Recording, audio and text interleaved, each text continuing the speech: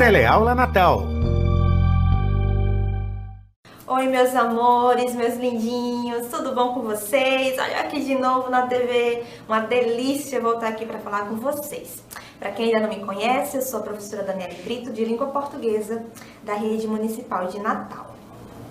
Antes de tudo, para que a nossa aula seja sempre acessível para todos, é importante que a gente descreva as imagens e os vídeos que serão colocados, assim como eu também vou me descrever para vocês. Eu tenho a pele clara, tenho cabelos longos e ondulados, estou vestindo uma camiseta preta, uma saia preta também. Uso brincos, colar, pulseira, relógio e um tênis. Então, gente, assim como eu vou descrever a minha pessoa e as imagens, eu também vou descrever para vocês os slides. Os nossos slides levam predominantemente um fundo branco com letras escuras.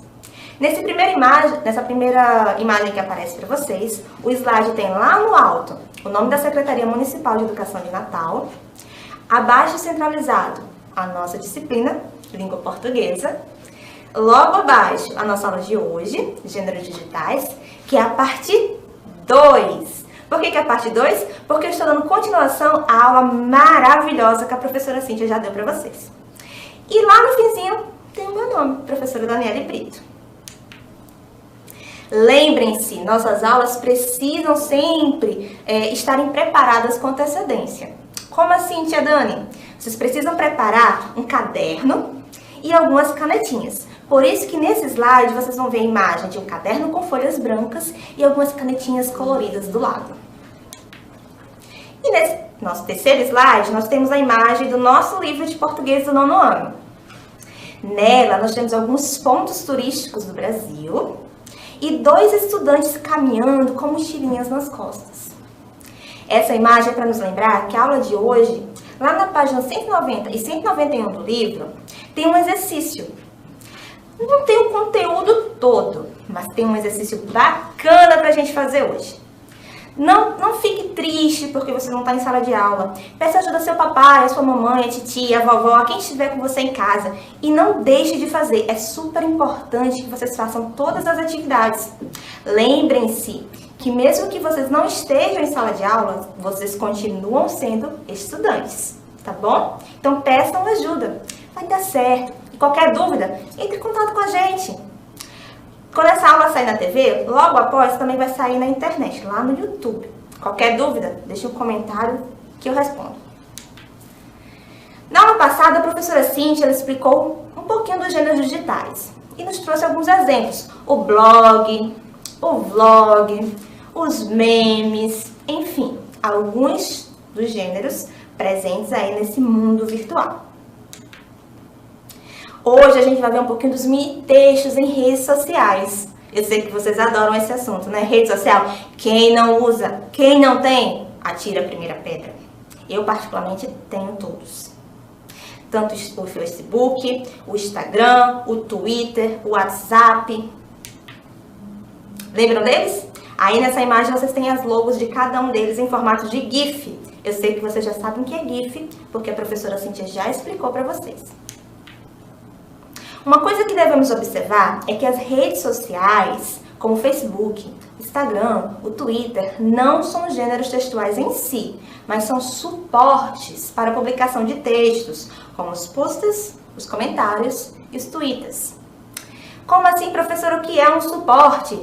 É o que o próprio nome diz. Ele suporta, ele dá aporte. É onde eu insiro os outros gêneros discursivos ou textuais, dependendo da sua linha teórica. Eu prefiro discursivos.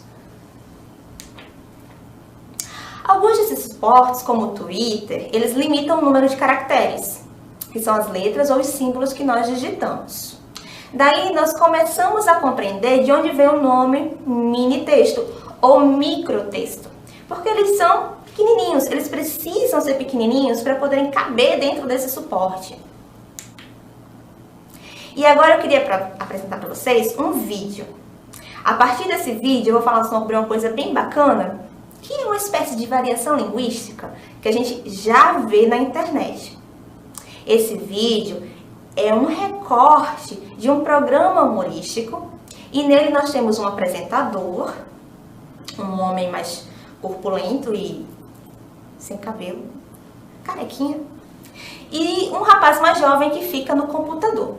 Eles vão conversar sobre o tema do internetês e vão convidar mais duas gurias, mais duas meninas, para falar sobre esse mesmo tema, tá bom? Vamos ver o vídeo?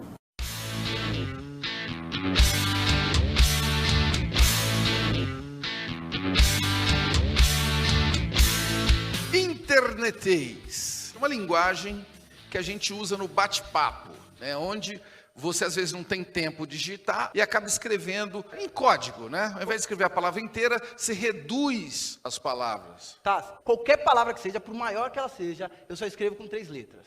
Três letras? Por exemplo, sei lá, destino, eu uso DST. Eu não sei porque que minha namorada ficou brava quando eu escrevi que ela era a razão do meu destino no chat. Você falou, você é a razão do meu DST. Opa, foi mau amor. Com tantas mudanças, né? Muitas vezes, às vezes fica difícil de você entender o que esse internetês quer dizer. Será que a gente não pode saber da nossa plateia, meu caro João? É o seguinte, vamos jogar uma frase no telão e ver como anda o internetês de Dona Priscila. Vamos ver. E aí, Priscila, o que está escrito nessa frase? Se é por bem de todos e fica 10. Felicidade. Nossa, Hã? tô mal. Quem manjou fraco. já essa frase? Vem aqui você rapidinho. A Priscila leu 42% da frase. Vamos ver a Fernanda. Vai lá, Fernanda. Se é para o bem de todos e felicidade geral da nação, firmeza, falo para vocês que ficam. De quem que é essa frase? Dom Pedro I. Muito bem. Palmas para a Fernanda, palmas para a Priscila. Obrigado, menina. Bom, mas até o internetês tem alguns dialetos. Um deles é o miguxês. O miguxês é um internetês assim um pouco meigo, né? Já existem alguns sites para tradução do miguxês. Olha que bonitinho. Tem uma frase que nós colocamos lá no tradutor, que é o seguinte: o João almoçou uma salada de chuchu, vagem, rúcula, tomate, pêssegos e macarrão ao alho e óleo. Espera aí, olha como esse tradutor é sofisticado. Tem 3 tipos de miguxês: o arcaico, o moderno e o neomiguxês. Olha aí.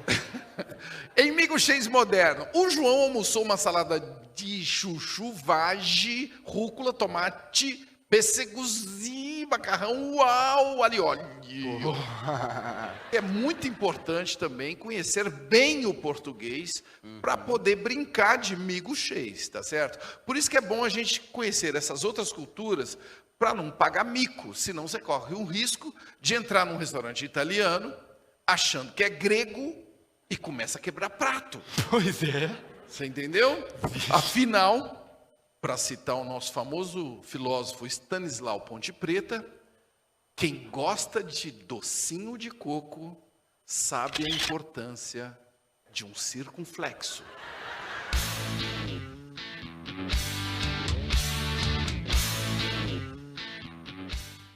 Olá pessoal, e aí? Gostaram do vídeo? Bacana ele, né? Ele trouxe um pouquinho do internetês. Lembrando que é um universo bem grande. Mas vocês viram que já no final ele mostrou a importância também de saber muito, ou pelo menos o suficiente, para você não pagar mico da língua portuguesa padrão. Tá bom? A gente pode brincar com o internetês, mas não podemos esquecer de estudar a nossa velha e boa língua portuguesa. Mas então, professora, quando a gente fala de linguagem das redes sociais, a gente tem que ter em mente que o tempo do texto lá das redes sociais, ele não é o mesmo do tempo real. Geralmente, por os textos serem mais curtos e a velocidade com que eles são transmitidos, a gente segue o que ele chamou no vídeo do internetês, que é essa linguagem que possibilita uma comunicação mais rápida. Olha aí as características do internetês. Ela possibilita a comunicação entre os usuários das redes sociais, instantaneidade ou tempo real, abreviações, concisão e redundância, criatividade e engenhosidade, uso de símbolos para expressar emoções, como os emotions, e possibilita o engajamento seguir, descurtir, encaminhar alguma mensagem. Professora, então é errado usar o internetês? Eu vou desaprender a língua portuguesa? Talvez. Não, brincadeira. Mas a gente tem que ter cuidado, tá bom? As redes sociais são sim ambientes para que você possa se divertir. Algumas delas possibilitam que você use bastante o internetês. Mas a gente tem que ter sempre cuidado para não cair em alguns micos, certo? Em algumas contradições, usando algumas palavras em lugares errados e acabar dando uma ideia errada do que você queria dizer, certo? Veja bem, se duas das principais características da linguagem utilizada na internet são o tempo e a velocidade, podemos afirmar que as abreviações, as frases curtas, os emojis são a maneira mais adequada para a gente se comunicar nas redes sociais. Assim, o mais importante é utilizarmos linguagens adequadas para cada situação e uso social da língua. Por exemplo, se eu vou criar um documento oficial, como um recibo ou uma procuração, será que não seria um pouquinho assim inadequado utilizar os emojis? Sim, seria. Porque no contexto de um texto oficial, como por exemplo a redação lá do IF, você precisa atentar para o uso padrão da língua. Você não pode trazer o internetês para essas situações oficiais, ok? Vamos deixar essa linguagem mais abreviada e o uso de desenhos, de emojis, lá para as redes sociais, beleza? Para entender melhor, eu trouxe aqui dois exemplos, dois gêneros digitais, o chat e o fórum online. Todo mundo aqui sabe o que é um chat e um fórum? Bem, o chat, ele é um bate-papo virtual. A principal característica está relacionada ao tempo, já que a conversa é feita simultaneamente. Você fala, outra pessoa já responde, você já retruca, então é tudo muito rápido, certo? Ele promove interação e dinamicidade na comunicação. Nesse caso, encurtar as palavras, abreviar as palavras, faz com que você ganhe tempo na hora da comunicação, já que escrever é diferente de falar. Na fala a gente é um pouquinho mais rápido, não é verdade? Nesse caso, se você quer confirmar o recebimento de alguma coisa, basta que você coloque o emoji, como aparece aí no slide a imagem do curtir, não é verdade? Você vai lá e clica curtir, já é uma resposta para aquele comentário ou para aquela mensagem, certo? Além disso, para ganhar tempo, você pode usar abreviações como VC para você, BLZ para beleza, S que não para só que não. Já o fórum eletrônico, no geral, ele se caracteriza como um espaço de bate-papo de temas mais polêmicos ou questões mais sérias. Lá você expõe opiniões, apresenta argumentos e contra-argumentos. Nesse caso, geralmente se usa uma linguagem mais formal também. O que não significa que não existe algum fórum que seja mais informal. Por exemplo, aquela pessoa que gosta de participar de jogos em grupo, conheço bastante pessoas que fazem isso. Lá do ladinho do jogo, não tem aqueles fóruns também que você vai e comenta sobre aquele tema ou aquele jogo? Nesses fóruns, geralmente se usa também uma linguagem mais informal, por causa do ambiente que também é informal. Mas lá no caso do fórum que é formal, como o argumento utilizado para compartilhar opiniões, ele é mais formal e você tem mais tempo para fazê-lo, então as abreviações elas não são tão usadas como no caso do chat, tá ok? E aí você tem uma linguagem mais formal. Ainda assim, alguns fóruns desenvolvidos para debates mais formais, como eu citei para vocês, o exemplo dos fóruns lá dos jogos, porque eu tenho sobrinhos adolescentes e eu sei que eles fazem isso também. E falando de mini textos em redes sociais, a gente não podia deixar de fora o nosso suporte favorito aqui dos brasileiros. Sim, porque o WhatsApp é o suporte favorito dos brasileiros. O WhatsApp que tem esse símbolozinho de um telefone dentro de um balão de fala verde. A mensagem de texto dentro do WhatsApp é um gênero digital que acaba por caracterizar funções de um gênero de chat, não é verdade? Aqui tem como característica principal, ou seu objetivo principal, a comunicação instantânea. Sabe qual é a diferença entre o WhatsApp e um chat convencional? É que o WhatsApp, por ser uma plataforma mais ampla, ele tem muito mais recurso semiótico do que um chat tradicional.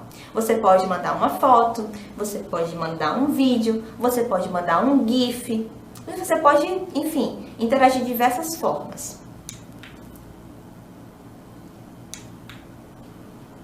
Embora o WhatsApp seja notadamente uma ferramenta ou um aplicativo, atualmente já está sendo considerado também uma rede social. Afinal, quem não compartilha mensagens de cunho, até de cunho oficial, até mesmo de trabalho dentro do WhatsApp, na verdade? A gente troca, além de trocar mensagens instantâneas, a gente também passa memorandos, ofícios, enfim, várias coisas que não faríamos em um chat comum. Além do WhatsApp, nós também temos o Facebook, outro suporte muito querido.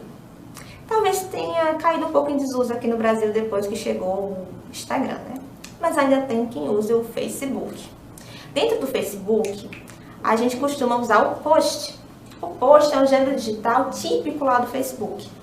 Ele tem como principal característica a natureza multissemiótica. Sempre que eu usar a palavra semiótica, pense em visão, ok? Em visual. Ela configura-se, portanto, pela hibridização, como o uso de texto escrito, mensagens, imagens, emotions, vídeos ou animações. Tudo conversando entre si. Geralmente, lá no post do Facebook, a gente coloca assim um texto, dependendo da pessoa, um textão.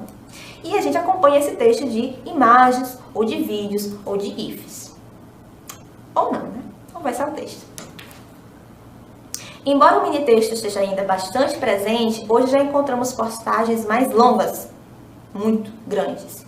Isso ocorre porque o Facebook tem se tornado espaço para debates de assunto de maior relevância, como saúde, política e economia.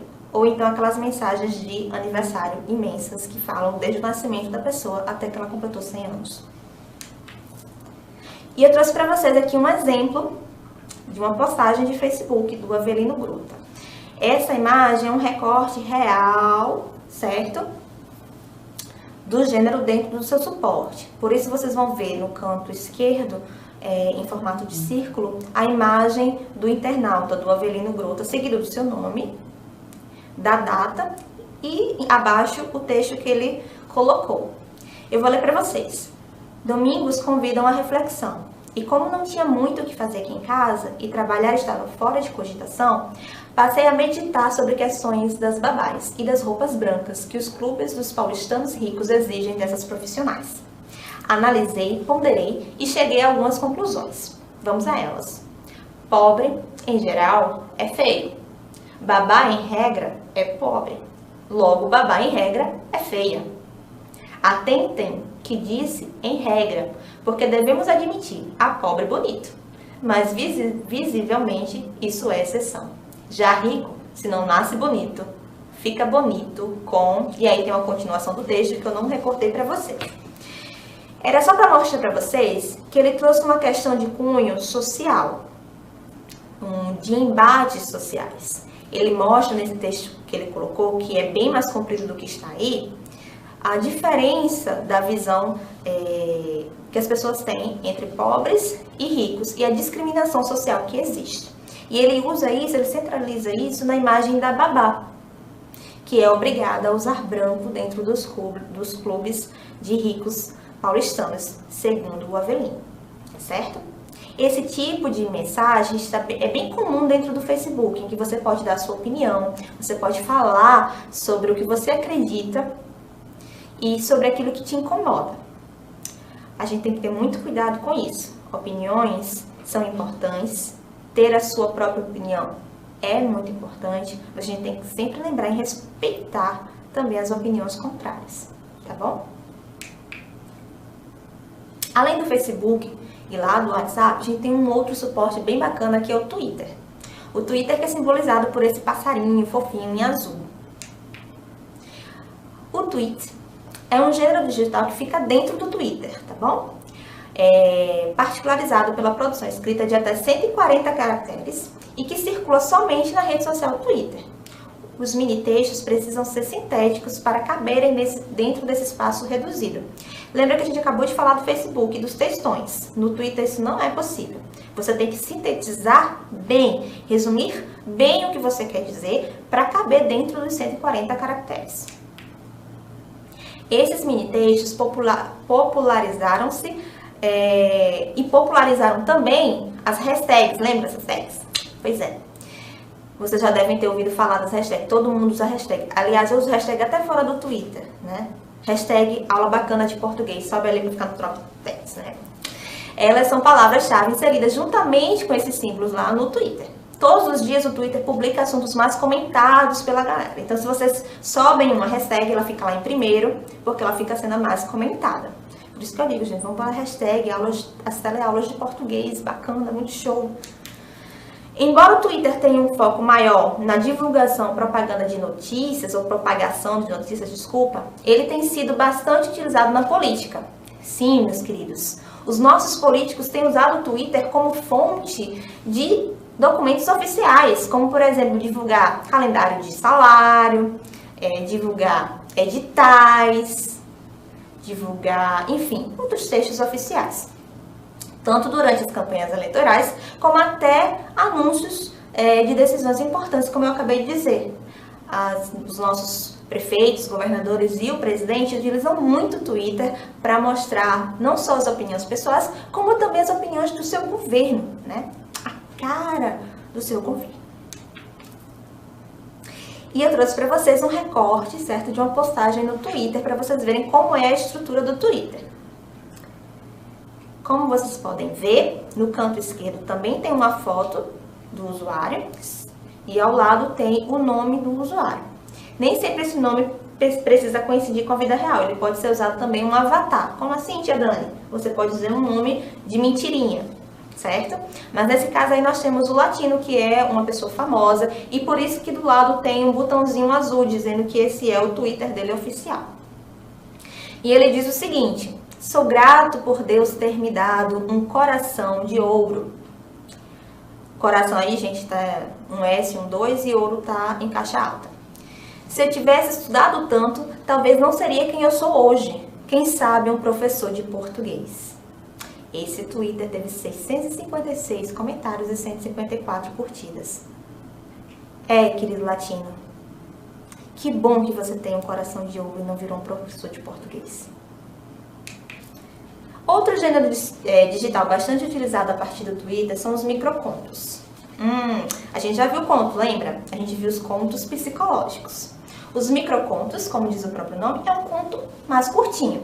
O conto já é uma narração curta, mas o microconto ele precisa ser mais curto ainda. Como eu falei, ele é postado em suportes digitais que exigem que ele seja menor. Por serem narrativas curtas, eles levam o leitor a imaginar a situação trazendo múltiplas interpretações. Também trouxe um exemplo para vocês. Certo? A gente vai ver daqui a pouco. Um dos recursos estilísticos mais usados pelos seus autores são as figuras de linguagem, principalmente a ambiguidade, a ironia e a metáfora. Olha aí o exemplo. Gula e luxúria. Gulodice é o meu maior pecado. Estou engordando assustadoramente. Um dia vou acabar me comendo. O escritor aí é o Sacolinha. Vejam que ele fez um texto bem curtinho para falar de dois pecados, a gula e a luxúria. E o que ele usa aí é a ambiguidade da palavra comer, para causar humor e um pouquinho de impacto. E a gente passa para o nosso Instagram, a rede social do momento, sim, porque o Instagram traz aquelas imagens maravilhosas da comida, né, do almoço, do jantar, ou então daquela pessoa que tira foto dentro do carro. Outra rede social de grande interesse no mundo é o Instagram. Além, claro, das fotos e vídeos publicados ali, os comentários da galera são sucesso, com certeza, um sucesso à parte. Porque, além de você postar, você quer ser comentado e curtido, é lógico. Como é o caso aqui do nosso texto do Evaristo. Também trouxe um recorte para vocês do gênero no seu habitat natural. Nessa postagem, nós temos uma foto no canto esquerdo do usuário, seguido do nome, respostas dos artistas. E abaixo nós temos a foto do Evaristo Costa, um apresentador, né, reconhecido, e ele está usando uma camiseta vermelha. E aí logo abaixo nós temos os principais comentários sobre essa foto, que é da Leitiele Luiz e do Renan Queiroz. O que a Leitiele diz? Evaristo, a cor dessa camisa é a mesma dos meus olhos quando vejo tuas fotos, cor do amor. E aí o Renan ele vai comentar o comentário da Leitiele. Vermelho nos olhos não é amor, amiga, é maconha, ha, ha, ha, ha, ha. Esse recurso do ha, ha, ha, ha, ha também é uma característica do internetês, as onomatopeias.